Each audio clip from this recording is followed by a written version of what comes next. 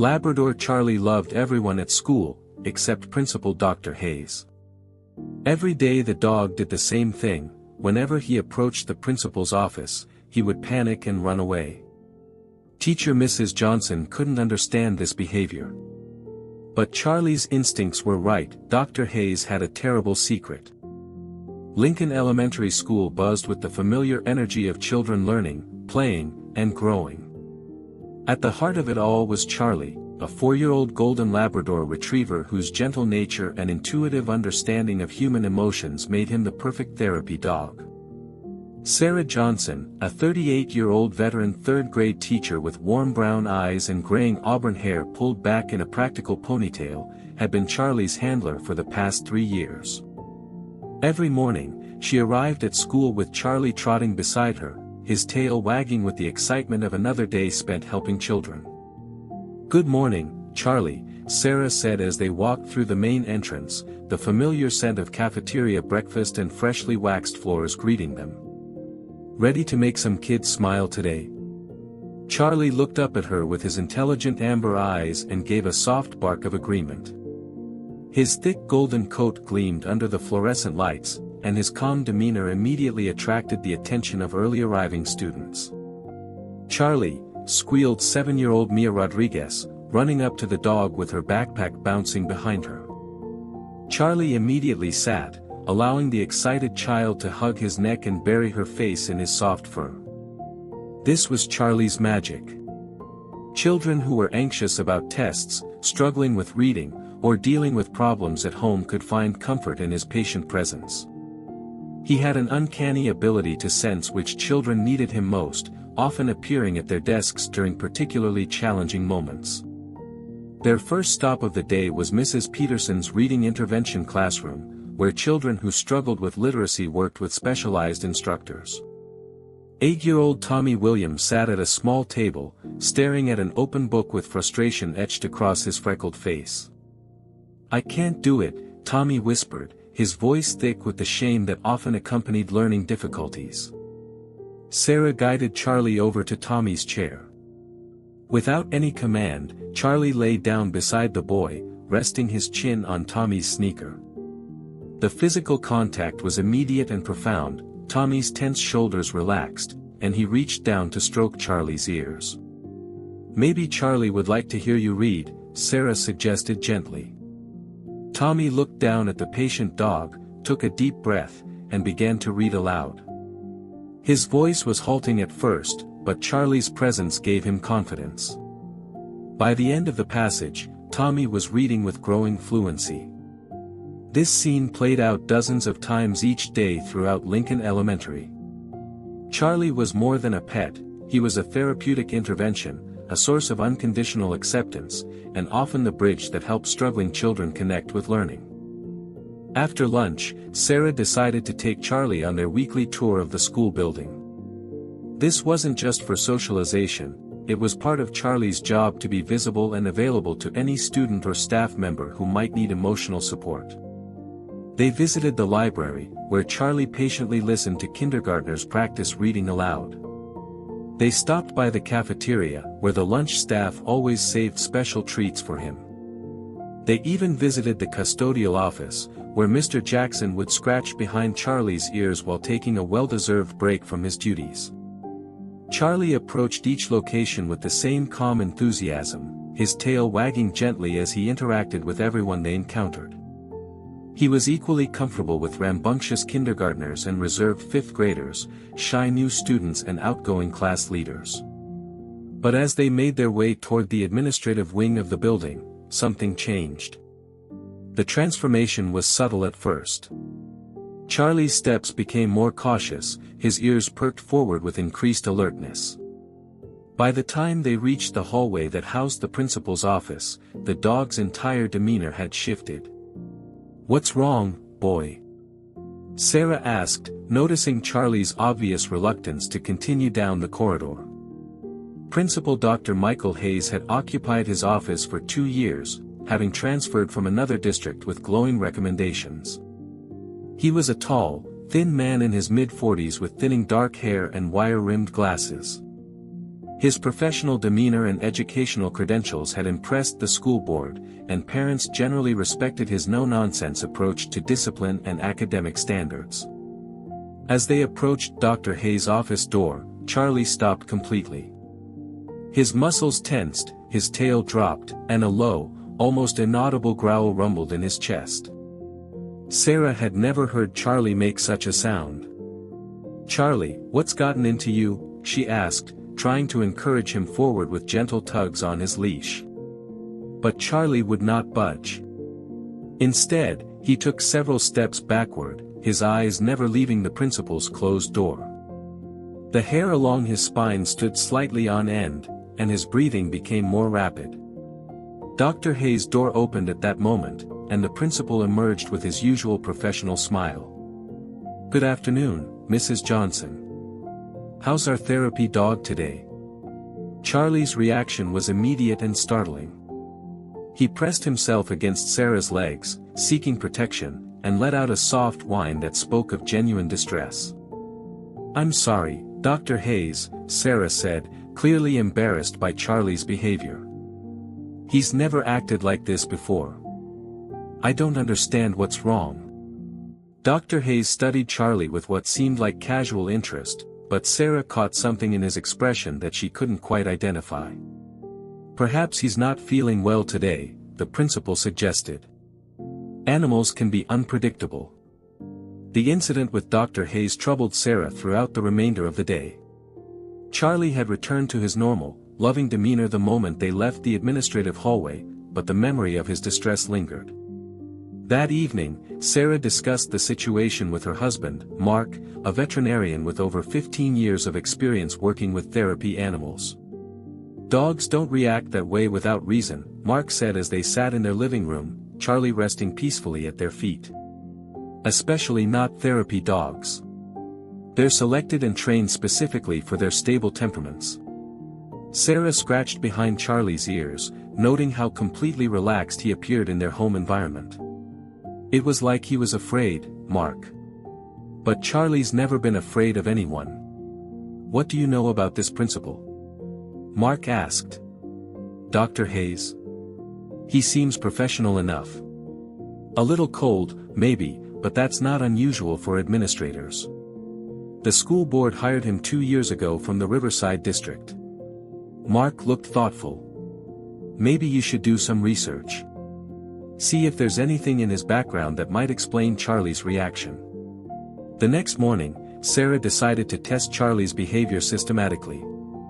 They visited every area of the school building, documenting Charlie's reactions to different locations and people.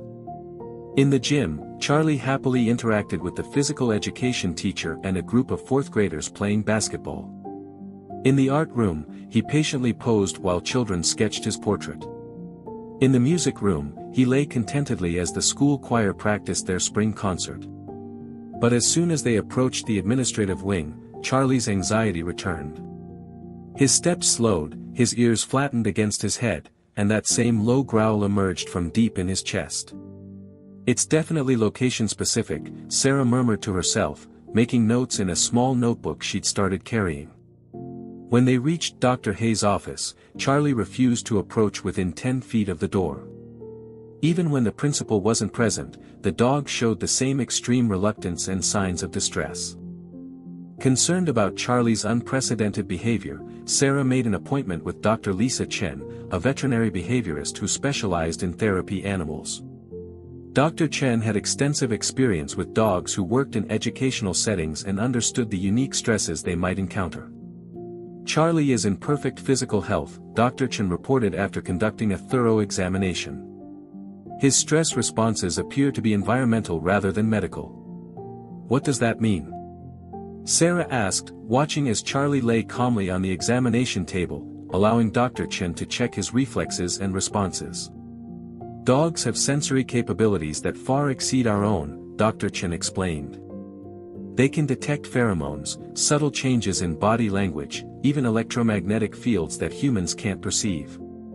If Charlie is showing consistent anxiety in response to a specific location or person, there's usually a valid reason." Dr. Chen turned to face Sarah directly. Therapy dogs, in particular, are often sensitive to predatory behavior. They've been bred and trained to detect threats to the vulnerable populations they serve. The word sent a chill down Sarah's spine. Are you saying Charlie might be detecting some kind of threat? I'm saying that Charlie's instincts have been finely tuned through generations of breeding and years of training. If he's consistently avoiding someone or somewhere, you should take that seriously. That afternoon, Sarah returned to school with a new perspective on Charlie's behavior. Instead of trying to force him to interact with Dr. Hayes or enter the administrative area, she decided to observe and document exactly what was triggering his responses. Concerned about Charlie's unprecedented behavior, Sarah made an appointment with Dr. Lisa Chen, a veterinary behaviorist who specialized in therapy animals. Dr. Chen had extensive experience with dogs who worked in educational settings and understood the unique stresses they might encounter. Charlie is in perfect physical health, Dr. Chen reported after conducting a thorough examination. His stress responses appear to be environmental rather than medical. What does that mean? Sarah asked, watching as Charlie lay calmly on the examination table, allowing Dr. Chen to check his reflexes and responses. Dogs have sensory capabilities that far exceed our own, Dr. Chen explained. They can detect pheromones, subtle changes in body language, even electromagnetic fields that humans can't perceive. If Charlie is showing consistent anxiety in response to a specific location or person, there's usually a valid reason. Dr. Chen turned to face Sarah directly. Therapy dogs, in particular, are often sensitive to predatory behavior. They've been bred and trained to detect threats to the vulnerable populations they serve. The word sent a chill down Sarah's spine. Are you saying Charlie might be detecting some kind of threat? I'm saying that Charlie's instincts have been finely tuned through generations of breeding and years of training. If he's consistently avoiding someone or somewhere, you should take that seriously. That afternoon, Sarah returned to school with a new perspective on Charlie's behavior. Instead of trying to force him to interact with Dr. Hayes or enter the administrative area, she decided to observe and document exactly what was triggering his responses. Unable to shake her growing concerns, Sarah decided to conduct some research into Dr. Hayes' background. What she discovered made her blood run cold. Dr. Hayes' previous position at Riverside Elementary had ended abruptly, with official records citing budget cuts as the reason for his departure. But when Sarah dug deeper, calling contacts in the district, she learned that several parents had filed complaints about Dr. Hayes' inappropriate interest in certain students.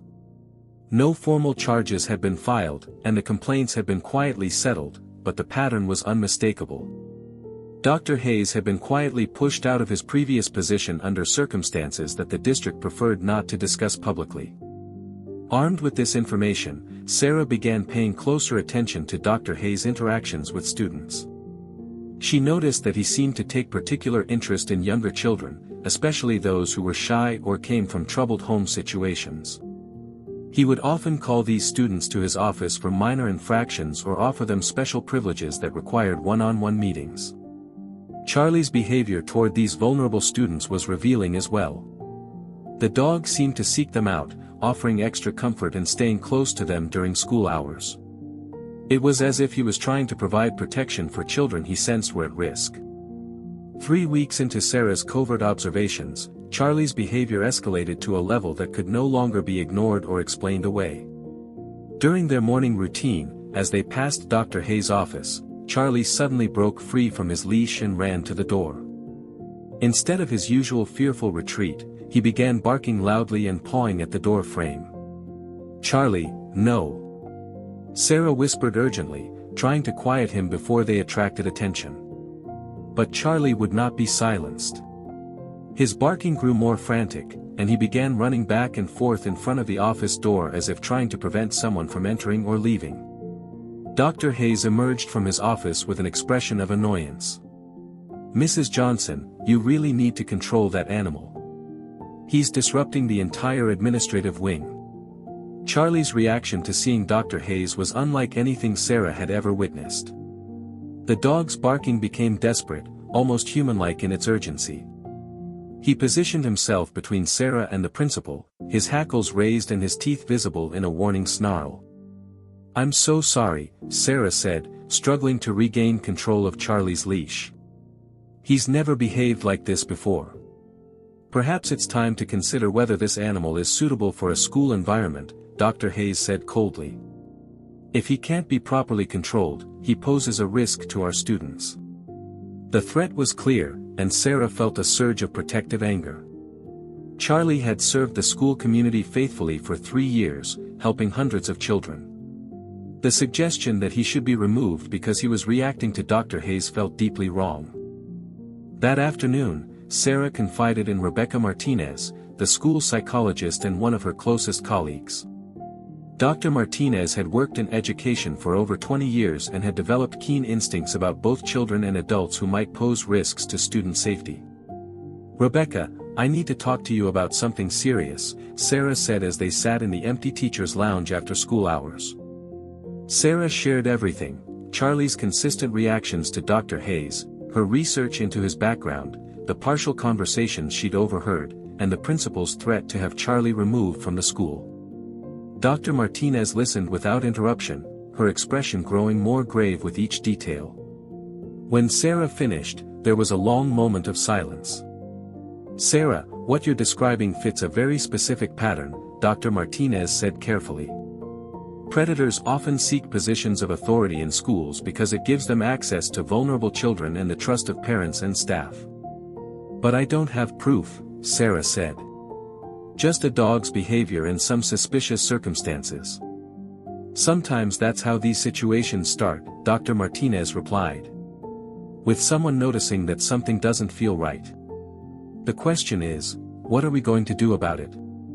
Dr. Martinez explained that they had a legal and ethical obligation to report their concerns to the appropriate authorities.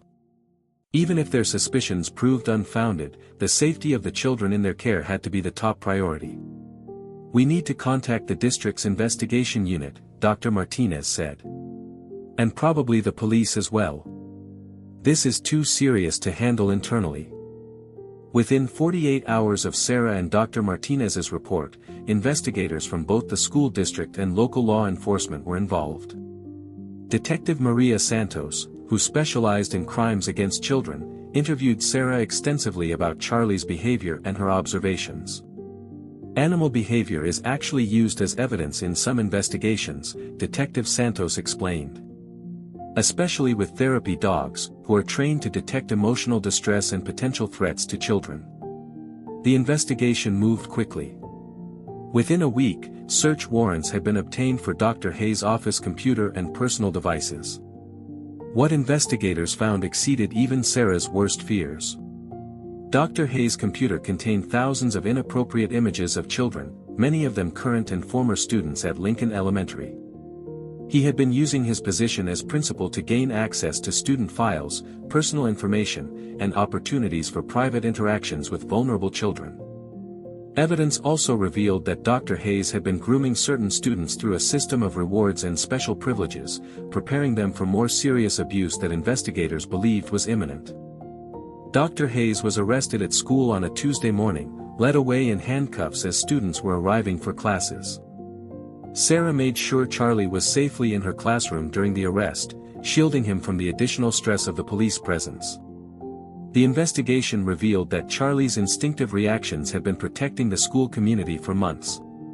The dog had somehow detected the predatory behavior and potential threat that Dr. Hayes represented, even when no adult had recognized the danger. "Your dog may have prevented multiple cases of child abuse," Detective Santos told Sarah during a follow-up interview. "His behavior gave you the clues you needed to start asking the right questions." The news of Dr. Hayes' arrest sent shockwaves through the Lincoln Elementary community. Parents were horrified to learn that someone they had trusted with their children's safety had been harboring such dangerous intentions. But they were also grateful to learn that Charlie's unusual behavior had been the key to exposing the threat before any children were seriously harmed. In the weeks following Dr. Hayes' arrest, Lincoln Elementary focused on healing and rebuilding trust. A new principal, Mrs. Patricia Williams, was brought in to lead the school. Her first meeting was with Sarah and Charlie. "I've heard about Charlie's remarkable instincts," Mrs. Williams said as she knelt down to greet the dog. Charlie approached her cautiously, sniffed her outstretched hand, and then wagged his tail enthusiastically. "That's a very good sign," Sarah said, feeling relief wash over her as she watched Charlie's positive reaction to the new principal. The school board formally recognized Charlie's service to the community, and his story was featured in local newspapers and television reports. "Therapy Dog's Instincts Protect School from Predator" became a headline that was picked up by national media outlets. Child safety experts used Charlie's story as an example of how animals can serve as early warning systems in institutional settings. Several other school districts began incorporating animal behavior training into their safety protocols. Dr. Martinez implemented new policies for the school that emphasized trusting both human and animal instincts when it came to student safety. "We learned that protection can come from unexpected sources," she told the faculty during a professional development session. 2 years later, Charlie continues to serve as Lincoln Elementary's therapy dog, but his role has evolved. In addition to providing emotional support to students, he is now recognized as an integral part of the school's safety protocol. New staff members are introduced to Charlie as part of their orientation process. His reactions to new adults in the building are carefully observed and documented. While not every negative reaction indicates a serious threat, the school has learned to take Charlie's instincts seriously. Sarah has become something of an expert on animal-assisted intervention in educational settings. She frequently speaks at conferences about the importance of trusting therapy animals' behavioral cues and has co-authored research papers on the subject. "Charlie taught us that protection doesn't always come in the form we expect," Sarah often tells audiences. "Sometimes our greatest guardians are the ones who can't speak but communicate through their actions." Students at Lincoln Elementary have also gained a deeper understanding of Charlie's special abilities. They know that he is not just a friendly dog who provides comfort during difficult times, but also a vigilant protector who watches over their safety. 8-year-old Emma Chen, who had been one of Charlie's regular reading partners, summed up the school's feelings during a presentation to the school board. "Charlie kept us safe even when we didn't know we needed protecting. He's not just our therapy dog, he's our hero." As Sarah walks through the halls of Lincoln Elementary with Charlie each morning, she sees their routine with new eyes. What once seemed like simple therapy work is now understood to be a complex form of community protection. Charlie still helps children with reading difficulties, provides comfort during stressful moments, and offers unconditional acceptance to students who struggle with social connections. But he also serves as a living security system, using senses and instincts that humans cannot replicate. The attempted predation by Dr. Hayes serves as a reminder that threats to children can come from the most trusted sources. But Charlie's story also demonstrates that protection can come from unexpected places, and that the bond between humans and animals can serve purposes we are only beginning to understand. "Every day I'm grateful that Charlie knew what we didn't," Sarah reflects as she watches the dog interact with a group of kindergartners during their library time.